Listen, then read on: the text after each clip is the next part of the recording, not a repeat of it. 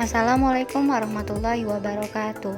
Halo teman-teman, kembali dengan saya Ananda Safira Vini Diansyah dalam video dengan judul Dinasti Islam di India beserta peninggalannya untuk memenuhi tugas pada mata kuliah Sejarah Asia Selatan. Selamat menyaksikan. Tahukah kamu bahwa kemajuan peradaban Islam di Asia Selatan, khususnya di India pada saat ini, tidak terlepas dari sebuah dinasti yang pernah berdiri loh.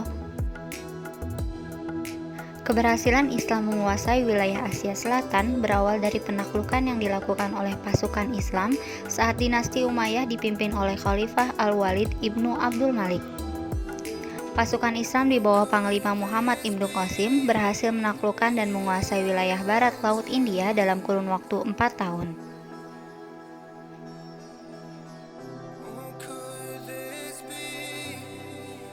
Pada abad ke-10 saat Imperium Abbasiyah di Baghdad mulai mengalami kehancuran, mulai berkembangnya dinasti-dinasti kecil menggantikan sebuah kesatuan imperium tunggal. Salah satunya ialah dinasti Ghaznawiyah di Afghanistan yang melakukan gerakan penaklukan ke India dipimpin oleh sultan keduanya yakni Mahmud Ghaznawi.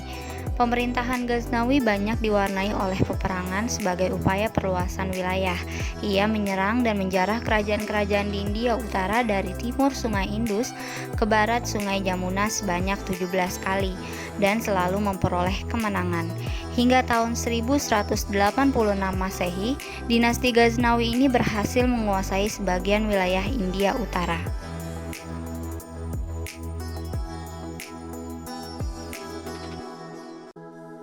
Kemudian selanjutnya dinasti Huriyah menggantikan kekuasaan dinasti Ghaznawi di India.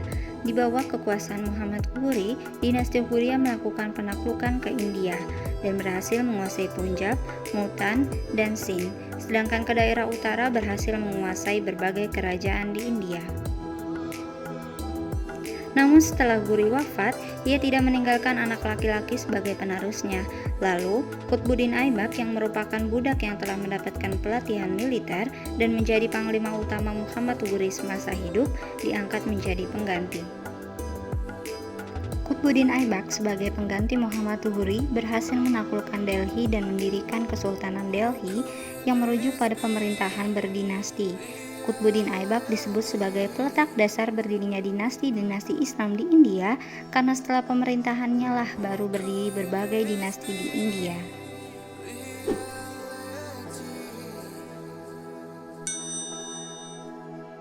Sultan pertama dinasti Mamluk di India ialah Qutbuddin Aibak yang juga mendirikan Kesultanan Delhi. Selama masa kekuasaannya ia menempatkan Lahore sebagai ibu kota dan dalam kurun waktu 20 tahun ia berhasil menaklukkan daerah-daerah besar di India Utara, mulai dari lembah Sungai Indus hingga Gangga dan dari pegunungan Himalaya ke perbukitan Vindhya. Setelah Qutbuddin Aibak wafat, ia digantikan oleh putranya yang bernama Aram Shah. Namun sayangnya kekuasaan Aram Shah tidak berlangsung dengan lama karena ia dibunuh oleh Iltutmish yang kemudian menggantikannya. Selama masa kekuasaannya, Iltutmish memindahkan ibu kota dari Lahore ke Delhi. Ia berhasil menjaga India agar tidak terpengaruh oleh invasi Genghis Khan dan juga berhasil merebut kembali wilayah kekuasaan di India Utara yang sempat hilang. Setelah Iltutmish wafat, kekuasaan berpindah ke Ruknuddin Firozh. Namun pemerintahannya tidak berjalan dengan baik karena diketahui ia hanya mengejar kesenangan pribadinya. Kemudian selanjutnya, Mamluk pernah dipimpin oleh seorang sultan loh yang bernama Razia al-Din. Pada awalnya, kinerja Razia al-Din sebagai sultana berhasil mengesankan para bangsawan karena dapat menangani administratif kesultanan dengan baik. Namun, ia mulai bergaul dengan Jamaluddin Yaqut di Afrika yang memprovokasi antagonisme rasial di antara para bangsawan dan para pendeta. Kemudian saudara tirinya, Muizzuddin Bahram, merebut tahta dengan bantuan para bangsawan Turki dan mengalahkan pasukan gabungan sultana yang kemudian akhirnya dapat dibunuh. Namun setelah ia naik tahta sebagai Sultan ke-6, ia juga akhirnya dibunuh di Benteng Putih Delhi karena ia tidak bisa mengambil tindakan apapun saat bangsa Mongol menyerbu Punjab dan menjarah Lahore. Lalu Sultan ke-7 ialah Alauddin Mas'ud. Diketahui ia tidak memiliki banyak pengaruh dalam pemerintahan sehingga ia digantikan oleh Nasiruddin Mahmud yang dikenal sangat religius dan menghabiskan sebagian besar waktunya dalam doa serta terkenal suka membantu. Sultan ke-9 adalah Ghiasuddin Balban yang merupakan wakil Sultan Nasiruddin Mahmud. Balban memerintah dengan tangan besi dan membubarkan kelompok bangsawan Sihagani, dan juga dia mencoba membangun perdamaian dan ketertiban di India dengan membangun banyak pos terdepan dengan garnison tertara di daerah di mana telah terjadi kekacauan. Kemudian sultan yang terakhir adalah Muizuddin Muhammad Qoyqobat. Karena usianya masih muda pada saat itu, ia banyak mengabaikan urusan negara hingga muncul kekuatan baru dari Afghanistan yang dipimpin oleh Malik Firuz hingga akhirnya berhasil menguasai Delhi dan merebut kekuasaan sultan sehingga berdirilah dinasti Khalji yang menggantikan dinasti Mamluk. Sultan pertama dinasti Khalji ialah Malik Firuz yang memiliki gelar Jalaluddin Firuz Khalji. Pada masa pemerintahannya, Malik Firuz beserta pasukannya berhasil menaklukkan Bilsa, Dakhan, Khandos, Berar, dan Dewagiri.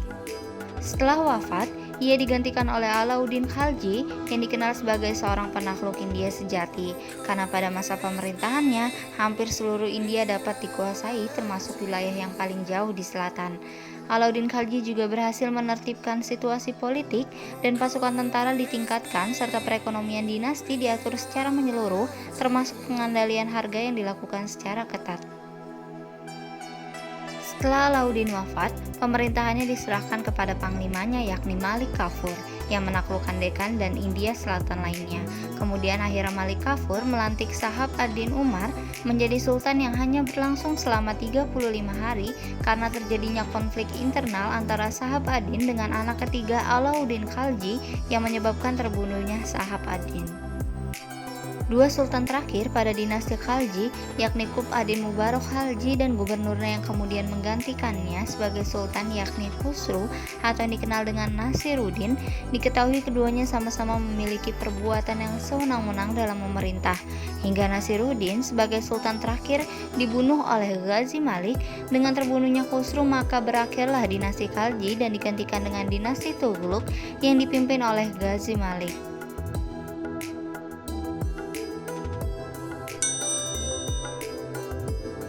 Dinasti Tughlaq ialah dinasti yang berdiri di atas sisa keruntuhan dinasti Khalji.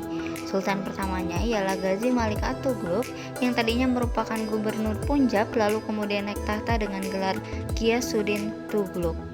Selama kekuasaannya, Ghiyasuddin Tughlaq berhasil memulihkan dan memperbaiki proses moral kesultanan dan dia juga berhasil menguasai wilayah Warangal dan Bangla. Kemudian setelah wafat, ia digantikan oleh anaknya yaitu Muhammad bin Tughlaq yang mempertegas mandatnya sebagai seorang pejuang muslim dengan mempertahankan India dari serangan Mongol. Pada masa pemerintahannya, ia juga melibatkan warga non-muslim dalam tugas kemiliteran dan tugas administratif pemerintahan serta mengizinkan pembangunan kuil-kuil Hindu. Kemudian akhir dari pemerintahannya, perekonomian negara menjadi tidak stabil. Kelaparan berkepanjangan menyebabkan kerap terjadinya pemberontakan sehingga ia digantikan oleh Firuz Shah Tughlaq yang merupakan saudara sepupunya.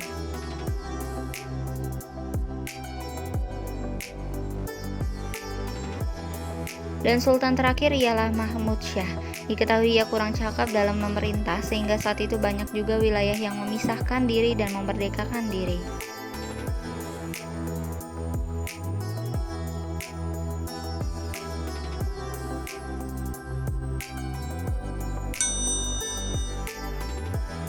Dinasti Sayyid adalah dinasti yang berdiri atas pemerintahan Timur Leng yang berhasil menaklukkan dinasti Tughlaq. Dinasti Sayyid berdiri dan memerintah selama kurang lebih 40 tahun yang didirikan oleh Khizr Khan pada tahun 1414 Masehi di Delhi, India Utara. Sepeninggal Khizr Khan, kepemerintahan dipegang oleh anaknya yang memiliki kepribadian persis dengan Khizr Khan yang bernama Mubarak Shah. Namun sayangnya tidak berlangsung lama karena ia dibunuh oleh seorang bangsawan yang bernama Sadrul Muluk. Setelah itu kepemerintahan dilanjutkan oleh keponakannya yang bernama Muhammad Shah. Pada masa pemerintahan Muhammad Shah, kematian pamannya dibalaskan olehnya dengan memerintah para bala tentara untuk menangkap dan membunuh Sadrul Muluk yang telah membunuh pamannya. Setelah memimpin selama kurang lebih 12 tahun, kemudian kepemimpinan dipegang oleh anaknya yang bernama Alauddin Alam Shah yang merupakan sultan terakhir dari dinasti Sayyid. Karena pada masa pemerintahannya, kekacauan sudah terjadi dalam dinasti yang membuat Alauddin Alam Shah kemudian menyerahkan kekuasaannya kepada Bahlul Lodi. Seorang bangsawan Afghanistan itu pun akhirnya membentuk dinasti Lodi dan memperbolehkan Alauddin Alamsyah untuk hidup damai di Badaun sampai akhir hayatnya, yakni pada tahun 1478 Masehi. Dinasti Lodi didirikan oleh Bahlul Lodi yang mengambil kesempatan untuk menguasai Delhi dari tangan dinasti Sayyid pada masa Alauddin Alamsyah yang lemah kekuasaannya pada saat itu.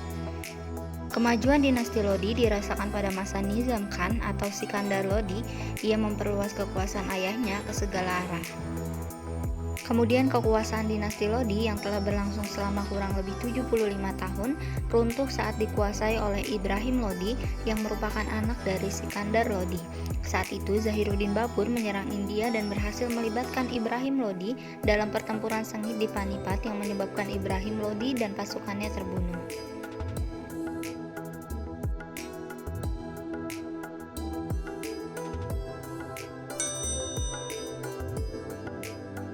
Dinasti Mughal adalah dinasti Islam terbesar dan terakhir di India yang didirikan oleh Sultan Zahiruddin Babur setelah mengalahkan Sultan Ibrahim Lodi.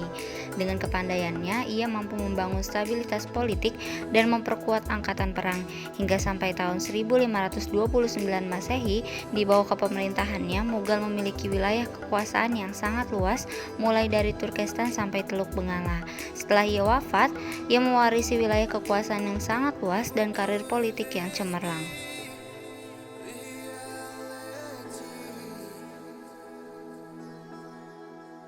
Jalaluddin Muhammad Akbar dikenal sebagai penguasa terbesar Mughal karena pada masanya perluasan kekuasaan terus dilakukan dengan gemilang. Sultan Akbar memiliki pemikiran ke depan untuk membangun India menjadi negara besar dan hal itu berhasil ia wujudkan. Ia mampu mendirikan negara kesatuan di India Utara atas perluasan wilayah kekuasaan yang terus dilakukan dengan gemilang, dan ia juga memperoleh dukungan dari mayoritas Hindu di India. Muhammad Shihabuddin Shah Jahan dikenal sebagai orang yang adil dan bijaksana. Pada masa pemerintahannya merupakan periode sejarah Mughal yang amat makmur karena kas negara penuh dan sebagian besar dari harta kekuasaannya digunakan untuk mendirikan banyak bangunan yang indah dan menjadi bangunan bersejarah yang megah hingga saat ini. Di antaranya ialah Taj Mahal dan Benteng Merah. Shah Jahan menangani pemberontakan secara tegas sehingga pada periode ini kondisi negara sangat stabil dan mengalami puncak kejayaan yang luar biasa selama berdirinya Kesultanan Mughal. Usaha penaklukan wilayah juga terus dilakukan dan dikembangkan hingga berhasil melampaui batas-batas India. Keamanan pada periode ini juga jauh lebih baik dibandingkan periode-periode sebelumnya. Ia juga memindahkan pusat ibu kota dari Agra ke Delhi, dan dalam hal keagamaan, Shah Jahan sangat teguh terhadap ajaran agama Islam. Ia tidak memberi toleransi terhadap praktek apapun yang menyimpang dari ajaran agama Islam.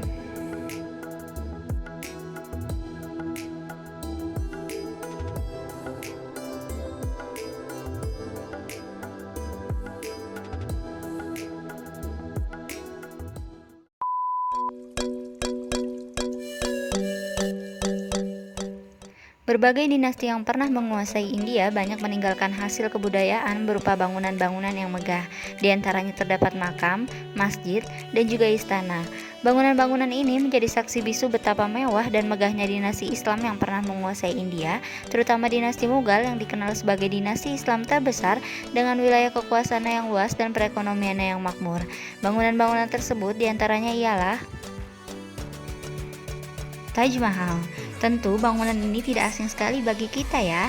Bahkan kita tahu salah satu peninggalan dinasti Mughal di India ini termasuk ke dalam 7 keajaiban dunia. Taj Mahal merupakan sebuah monumen yang terletak di tepi selatan Sungai Yamuna, Agra, India, dibangun atas keinginan Sultan Mughal yakni Shah Jahan sebagai sebuah museum untuk istri kesayangannya yaitu Mumtaz Mahal. Taj Mahal dengan bangunannya yang terbuat dari marmer putih gading dianggap sebagai contoh terbaik arsitektur Mughal loh. Taman Makam Humayun. Bila Taj Mahal dibangun oleh suami untuk sang istri, taman makam ini dibangun oleh istri untuk suaminya, yakni atas prakarsa Hamidah Banu Bagum untuk suaminya yakni Humayun, sultan kedua dari dinasti Mughal. Bangunan yang terletak di Delhi ini dibangun pada 1562 Masehi yang menjadi sebuah kompleks pemakaman besar dan megah dengan lahan seluas 12 hektar. Benteng Agra. Benteng yang terbentang seluas 94 hektar ini terletak di kota Agra, Uttar Pradesh, India Utara. Benteng ini sudah ada sejak masa Sikalwara Rajaput dan mengalami renovasi besar-besaran setelah jatuh ke tangan dinasti Mughal. Kemudian benteng ini dijadikan kediaman utama Sultan-Sultan Mughal sampai tahun 1638. Benteng Merah.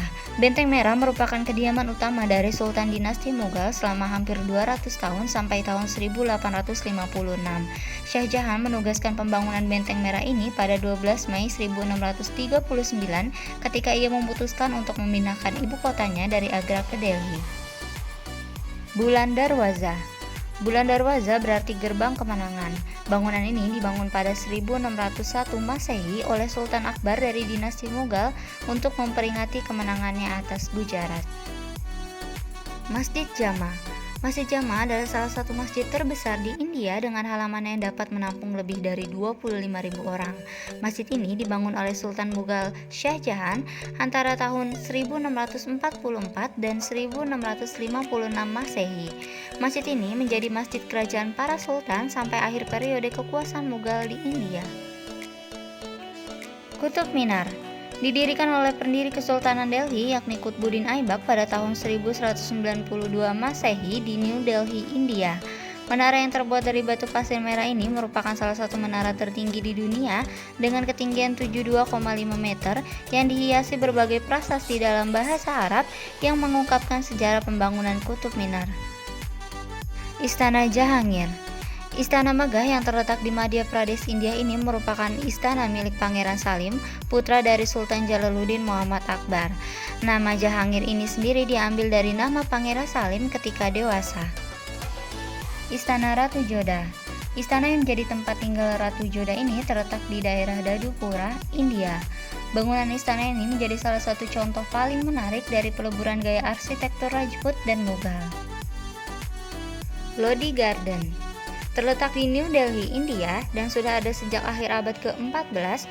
Taman ini dirancang oleh penguasa dinasti Sayyid dan dinasti Lodi dari Kesultanan Delhi, sehingga gaya bangunan yang ada di dalam taman ini merupakan gabungan dari arsitektur era dinasti Sayyid dan dinasti Lodi.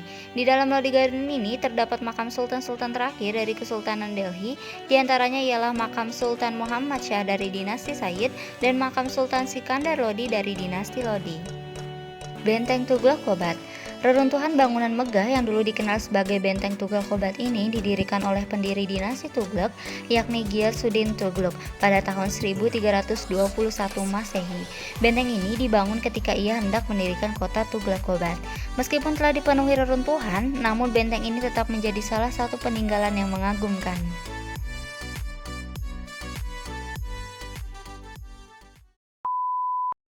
Sekian video mengenai dinasti Islam di India beserta peninggalannya. Saya mohon maaf apabila ada kekurangan dan kesalahan dalam penyampaian informasi.